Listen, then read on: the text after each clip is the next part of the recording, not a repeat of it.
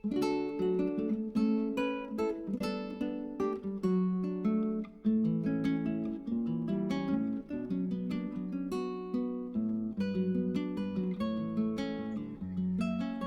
warahmatullahi wabarakatuh. Selamat bertemu kembali.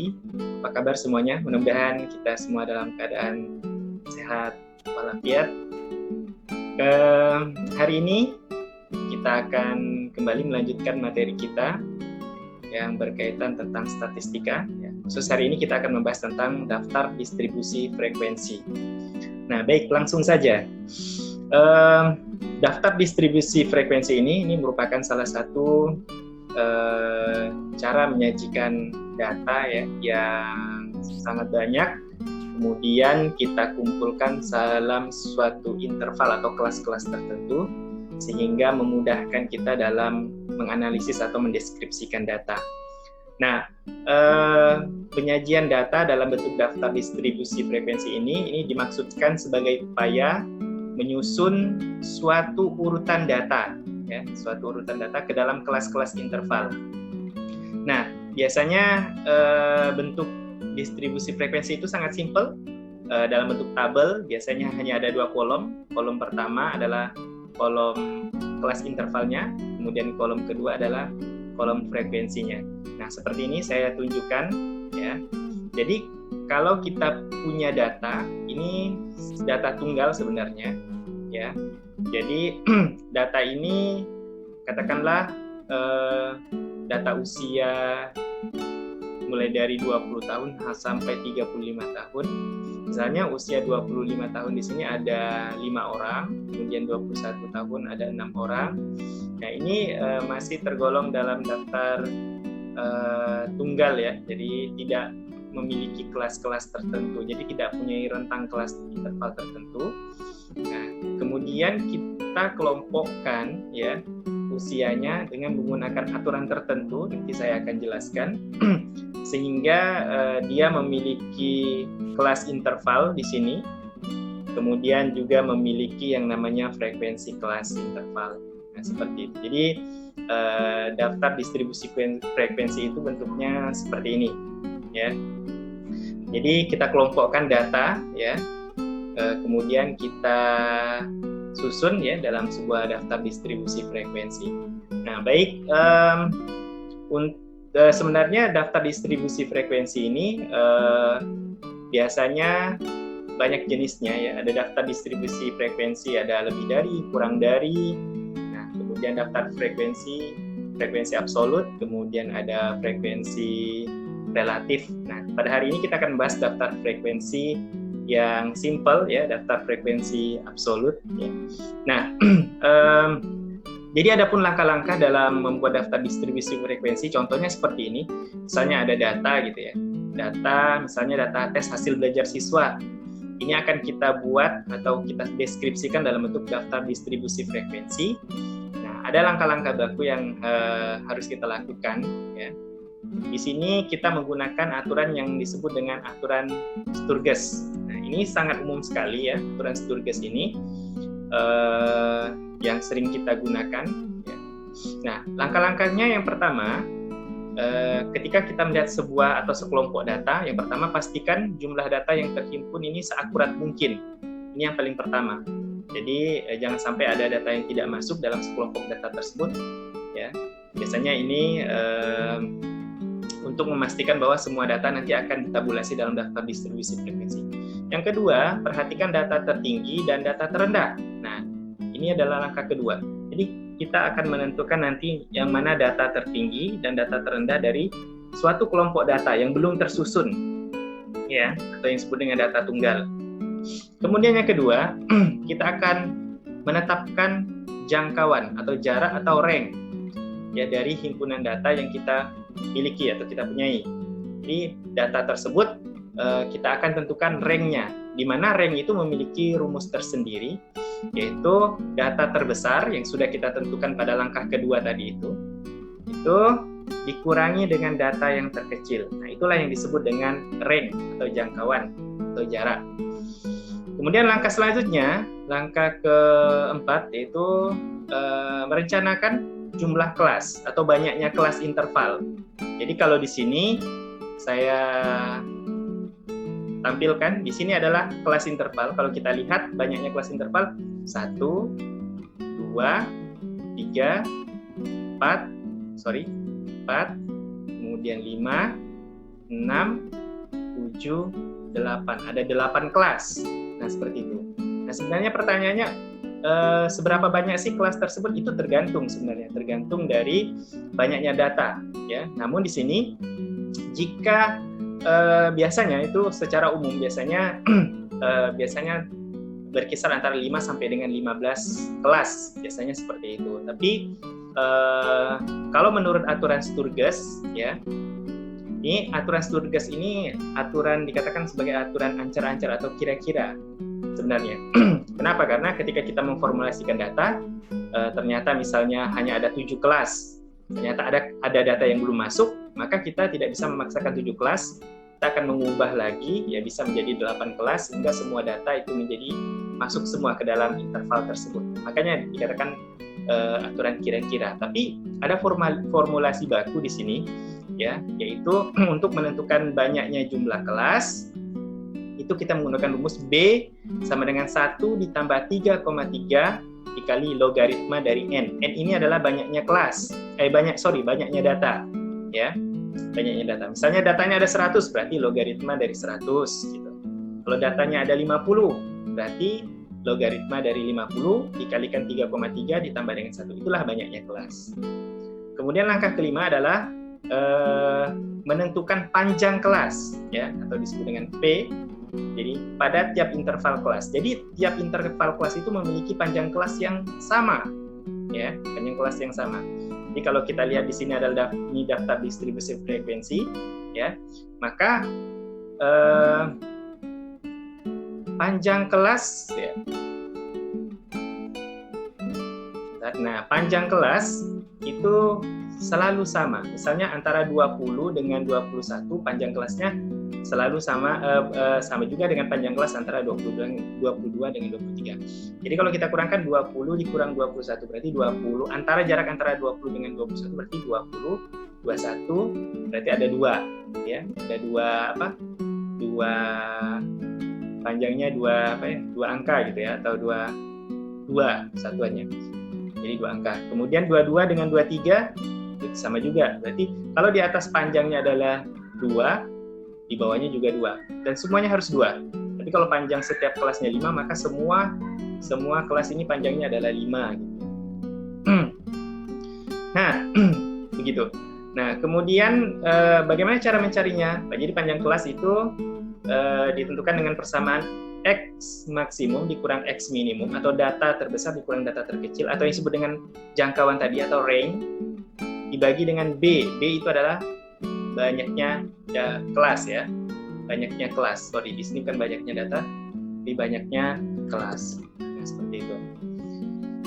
Jadi banyaknya interval kelas. Jadi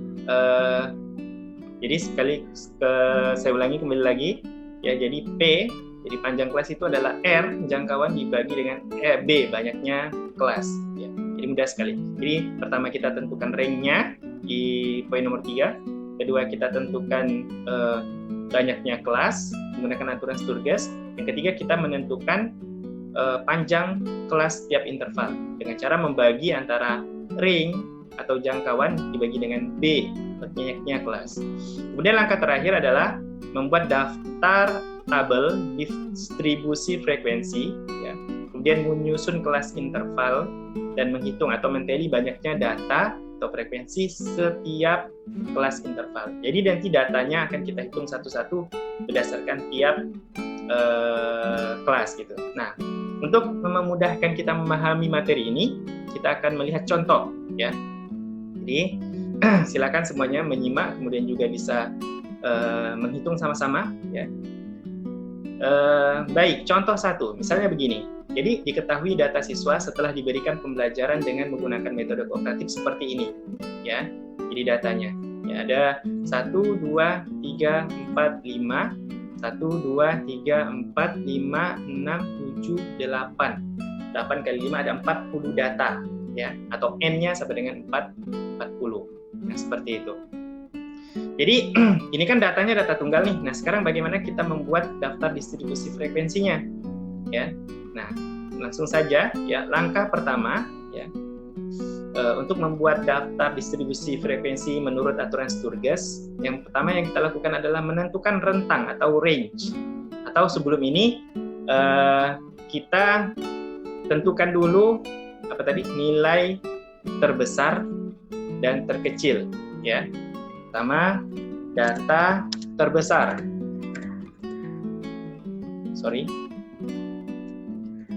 Jadi data terbesar atau disebut dengan X maksimumnya, yaitu sama dengan, jadi kalau kita lihat sini data terbesarnya adalah 99.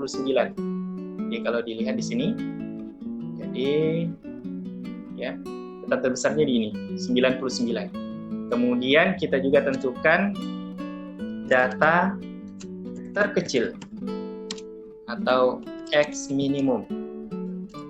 Kalau dilihat X minimumnya, bisa kita lihat di situ, data terkecilnya 37 ya. Jadi ini data terkecilnya ya, 37. Kita tulis saja 37. Ya, jadi dari data ini kita tentukan mana data maksimumnya, mana data minimumnya. Ya. Kemudian selanjutnya kita menentukan range atau jangkauan. Jadi di sini range atau jangkauan sama dengan X maksimum dikurang X minimum. Langsung saja. Berarti berapa X maksimumnya? Itu 99 dikurang dengan X minimum atau data terkecil. Itu adalah 37. Maka sama dengan 99 dikurang 37 adalah 62. Seperti itu. Oke. Sampai di sini mudah-mudahan bisa dipahami.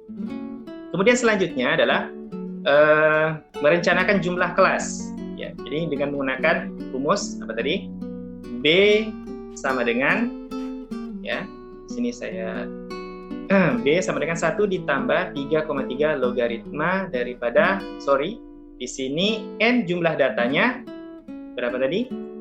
Kalau kita lihat N atau jumlah data itu sama dengan, ada berapa tadi datanya? Ada 1, 2, 3, 4, 5. 5 dikali dengan 8. Berarti datanya ada 40. Jadi N-nya sama dengan 40. Ya. Jadi B sama dengan 1 ditambah 3,3 dikali logaritma daripada 40. Ya. Jadi kalau kita hitung sama dengan 1 ditambah, ya kan, 3,3 dikali logaritma dari 40. Di sini logaritma dari 40 itu adalah 5,287. 5,287. Atau bisa dengan menggunakan kalkulator ya. Kita akan cek. Oke. Sini enggak saja logaritma dari 40 ya. Kita akan cari di sini logaritma standar saintifik ya. Logaritma. Oke, sorry.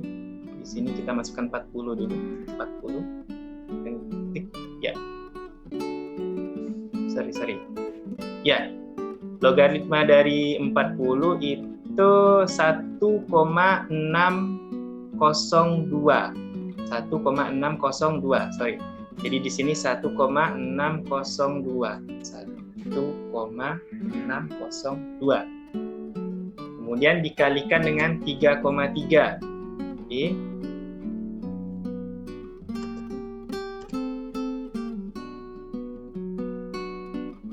Ya. Jadi 40 tadi, logaritma daripada 40 adalah 1,602. Langsung saja kita kalikan dengan 3,3. Ya, ini hasilnya 5,286. 5,286. Karena di sini di belakang angka 6 ini ada 7, kita bulatkan saja ya. Jadi 5,287. 5,287. I sama dengan 1 ditambah 5,287 sama dengan hasilnya jadi 5,287 ditambah 1 berarti 6,287. Nah, di sini akan kita bulatkan gitu ya. Kita bulatkan.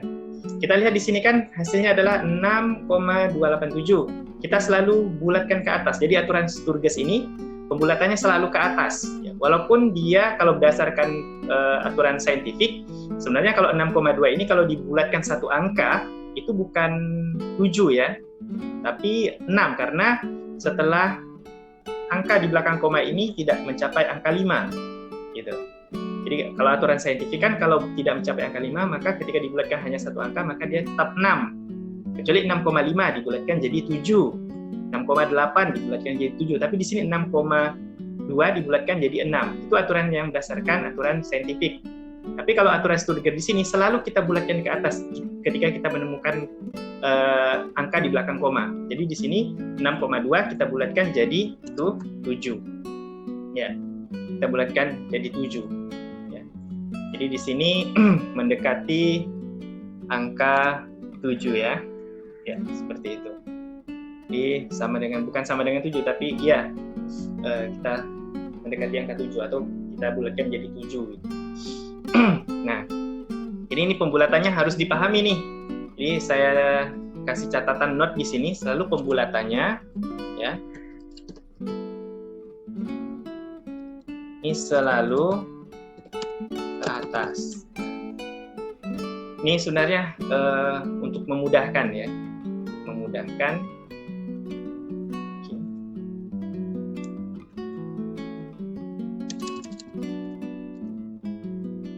Sehingga seluruh datanya nanti akan masuk ke dalam kelas interval.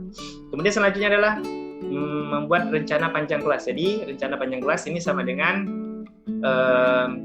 P sama dengan R dibagi B. R adalah jangkauan tadi 62 ya. Jadi kita masukkan di sini 62. Kemudian dibagi dengan B. Banyaknya kelas tadi adalah 7. Jadi di 62 dibagi dengan 7 hasilnya adalah 8,853. 8,853. Nah, ini juga dibulatkan. Ya. Dibulatkan ke atas. Atau dibulatkan satu angka di belakang koma. Artinya begini, artinya ketika kita ambil hanya satu angka, maka berapapun yang kita temukan angka di belakang koma itu kita bulatkan ke atas. Nah, ini menjadi berapa? Menjadi 9 gitu. Ya. Nah, kemudian setelah kita dapat, maka kita buat daftar distribusi frekuensinya. Jadi kita tentukan tadi B-nya adalah banyaknya kelas adalah 7. Kemudian panjang kelasnya P tadi berapa? 9. Seperti itu. Nah, setelah kita sudah menghitung seluruh hal-hal yang dibutuhkan ketika membuat daftar distribusi frekuensi ini, terutama di batas banyaknya kelas dan panjang kelas, ya. Kemudian selanjutnya kita akan membuat daftar distribusi frekuensinya. Nah, membuat daftar distribusi frekuensinya ini angka pertama atau batas bawah kelas interval pertama itu merupakan nilai minimum ya, nilai minimum sebagai batas bawah kelas pertama. Itu kita menggunakan data yang paling kecil ya. Nah, kalau kita lihat tadi data yang paling kecil itu adalah 37 ya. Jadi kita akan membuat batas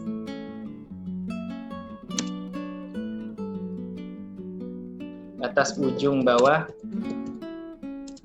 kelas interval pertama itu merupakan sama dengan nilai minimum. Atau sama dengan berapa nilai minimum tadi di atas? Nilai minimumnya adalah 37. Ya, 37. Seperti itu. Kemudian langsung kita akan membuat daftar distribusi frekuensinya. Jadi ada banyaknya kelas, ada 7. Ya.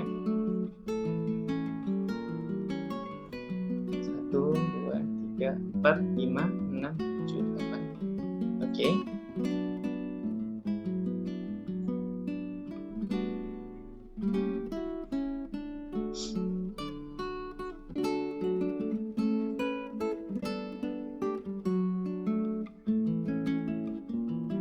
Kita kecilkan sedikit. Ini disebut yang kolom pertama ini adalah kelas interval atau disebut dengan nilai biasanya, atau interval kelas. Biasanya juga ditulis dengan nilai di sini. Kemudian di sini adalah frekuensi.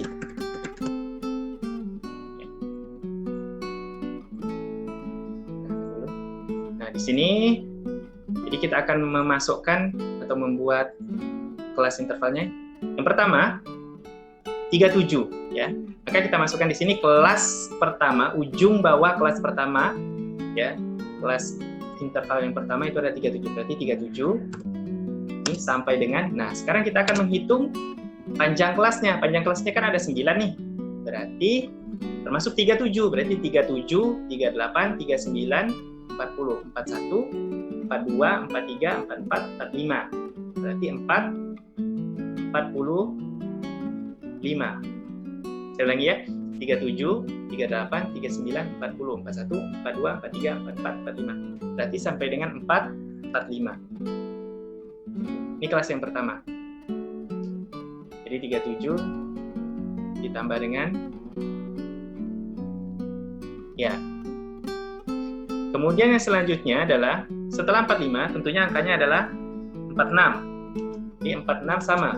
Jadi 46, 47, 48, 49, 50, 51, 52, 53, 54. Ya, 54. Ada 9 karena panjang kelasnya ada 9. Ya, ada 9. Jadi di sini 46 sampai dengan 54. Nah, untuk memudahkannya sebenarnya untuk mencarinya ya, untuk menyusun kelas interval itu pertama dari 37 misalnya ya. Jadi 37 ditambah dengan 9 ya. 9 ini kan apa tadi? 9 ini adalah batas panjang kelas ya kan? Ini dikurang 1 ya. Persamaan seperti itu. Jadi sama dengan 45. Jadi batas ujung bawahnya 37, ujung atasnya 45. Nah, begitu juga dengan yang selanjutnya. Ketika kita ingin mencari 36, berarti ditambah dengan 9 dikurang 1. Ya, sama dengan berapa? Berarti 54. Jadi batas bawahnya, di sini bukan 36 tapi 46 ya. Nah, batas ujung bawah kelas keduanya adalah 46. Kemudian batas ujung atasnya pada kelas kedua itu adalah 54 dan seterusnya ya. Dan seterusnya sampai ke bawah. Jadi ini kita isi aja 55 sampai dengan 63. Kemudian 64 sampai dengan 72, 73 sampai dengan 81, 82 sampai dengan 90, 91 sampai dengan 99. Ini boleh kita tambahkan jumlah. Nah, setelah berhasil kita menyusun interval kelasnya, ya, atau kelas-kelasnya, sekarang kita melakukan tally, ya. Kita melakukan tally, ya. Jadi kita menghitung data-data yang masuk ke dalam kelas interval kelas yang pertama, ya. Jadi kita akan menghitung dari 37 sampai dengan 35 ada berapa data. 46 sampai dengan 54 ada berapa data. 55 sampai dengan 63 ada berapa data. dan seterusnya sampai 91 sampai dengan 99 itu ada berapa data. Kita lihat datanya. Jadi kita hitung satu-satu saja di sini ya.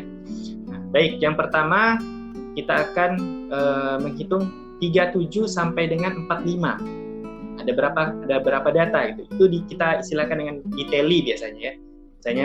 Biasanya kalau dibuat tuh seperti ini misalnya 1, 2, 3, 4 kemudian dicoret gitu ya. Tapi ini tidak kita lakukan supaya singkat gitu ya. Langsung saja ya. Jadi 37 sampai dengan 45. 37 sampai dengan 45.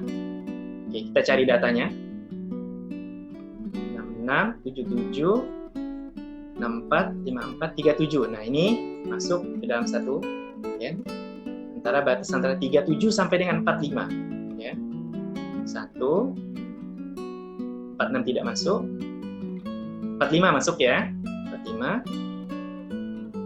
Kemudian 40 masuk. Ya. Dari sini ada? Tidak ada. Ini baris ini tidak ada. Jadi hanya ada 3 data, 37, 45 dan 40.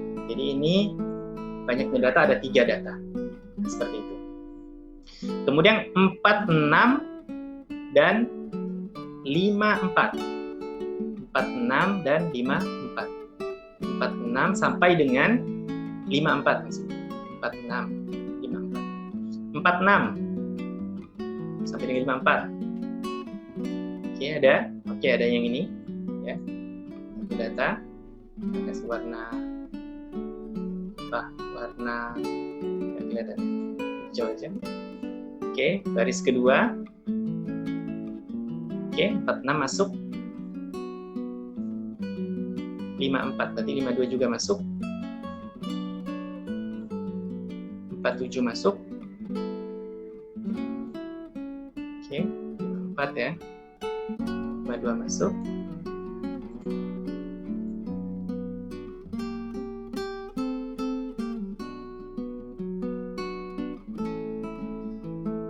Oke, ada 1, 2, 3, 4, 5. Berarti ada 5. Ada 5 data. Kemudian selanjutnya 55 dan sampai dengan 63. 55 sampai dengan 63. Ini masuk. Kasih warna yang berbeda. Ungu saja. 63 ya. Ini masuk.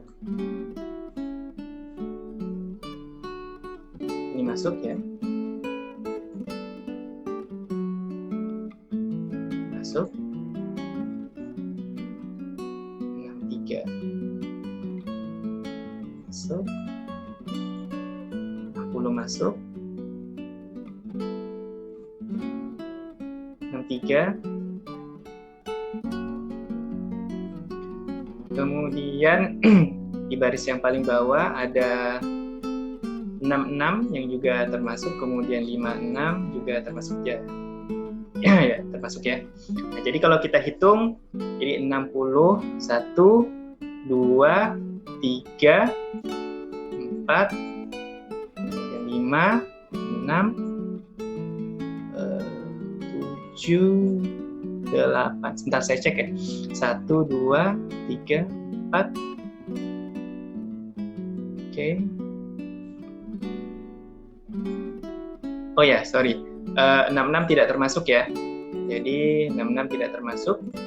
Jadi totalnya ada 1, 2, 3, 4, 5, 6, 7. Jadi untuk data dari 55 sampai dengan 63 banyak 7 data.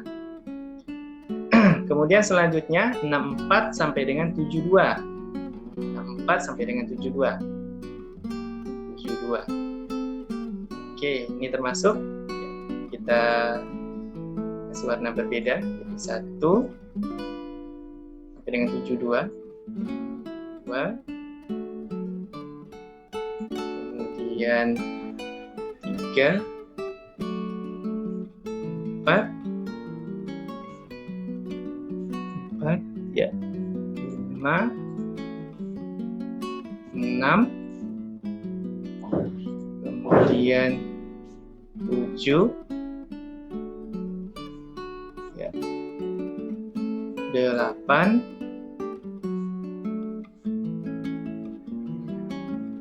9, 10, kemudian 10, kita lihat lagi, 72 termasuk ya, 11, 66 juga termasuk, 12.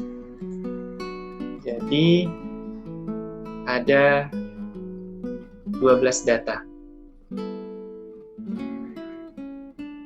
Ya, selanjutnya 73 sampai dengan 81.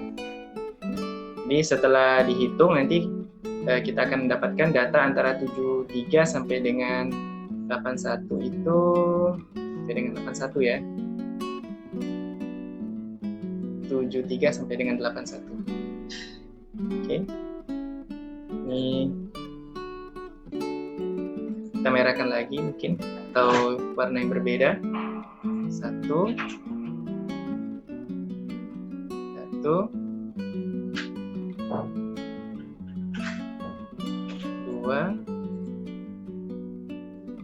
3,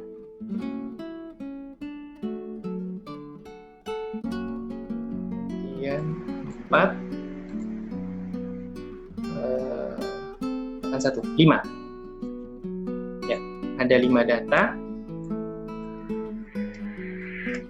Kemudian 82 sampai dengan 90. 82 sampai dengan 90. Jadi ini ada 1.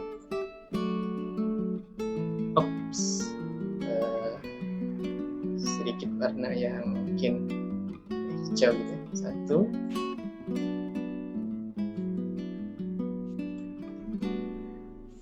Oke.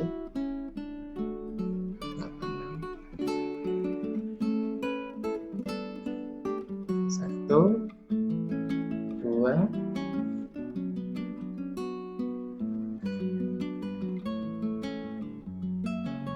68 tadi ini masuk ke dalam data 12 tadi nih ya. 68 masuk ke dalam data ini. 12 tadi sebelumnya kita hitung lagi ya. 1, 4, 5, 6, 7, 8, 9, 10, 11, 12 ini ya tadi ya. Udah pasti hitung tadi ini 12. Oke, lanjut lagi tadi 82 sampai dengan 90. 2 sampai dengan 91. Kemudian 2,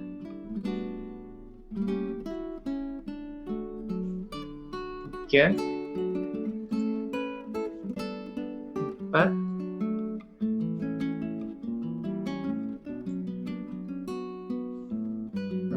5. Kemudian ini tadi ya 5 ya, 1, 2, 3, 4, 5. Tidak ada 5. Kemudian sisanya ada 1, 2, 3, ada 3. Ya. Nah ini kalau kita jumlahkan 3 tambah 5 tambah 7 tambah 12 tambah 5 tambah 5 tambah 3 ini 40 data. Nah jadi inilah yang disebut dengan daftar distribusi frekuensi yang sudah berhasil kita susun.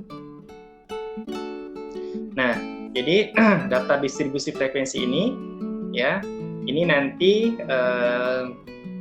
juga sebagai dasar, ya, kita akan menentukan berapa ukuran pemusatan data, kemudian berapa ukuran penyebaran data, kemudian ukuran letak. Ukuran pemusatan data itu seperti rata-rata, kemudian modus, kemudian ada median, ya. Pada kelas, pada daftar distribusi frekuensi atau pada data kelompok ya, itu dasarnya kita menyusun data tersebut dengan menggunakan daftar distribusi frekuensi. Baru kita bisa ukur rata-rata, median, modus, kemudian standar deviasi atau varian atau kuartil dan seterusnya dari data kelompok atau data yang termuat dalam daftar distribusi frekuensi. Nah, Nah, saya pikir untuk materi kita ya sampai di sini. Jadi kita sudah berhasil menyusun daftar distribusi frekuensi atau data kelompok ya dari data tunggal ya yang tersaji. Kemudian kita urutkan menjadi daftar distribusi frekuensi seperti ini. Jadi ini ada 1, 2, 3, 4, 5, 6, ada 7 kelas ya. Jadi kalau kita lihat, kita analisis, maka frekuensi dengan data kelompok data yang memiliki frekuensi terbesar itu ada pada kelas 62 sampai dengan 72, di mana frekuensinya ada 12 ya. Kemudian yang terkecil itu ada frekuensinya ada 3, yaitu pada kelas pertama yaitu 37 sampai dengan 45. Kemudian frekuensi yang terakhir yaitu 91 sampai dengan 99. Nah, nanti ini akan kita explore lagi, kita jelaskan lagi materi ini ya terkait dengan daftar distribusi normal. Itu juga bisa dilihat dari daftar distribusi daripada frekuensi pada kelompok data ini. Nah, baik, demikian yang bisa saya sampaikan. Kurang dan lebihnya saya mohon maaf. Wabillahi taufiq wal hidayah.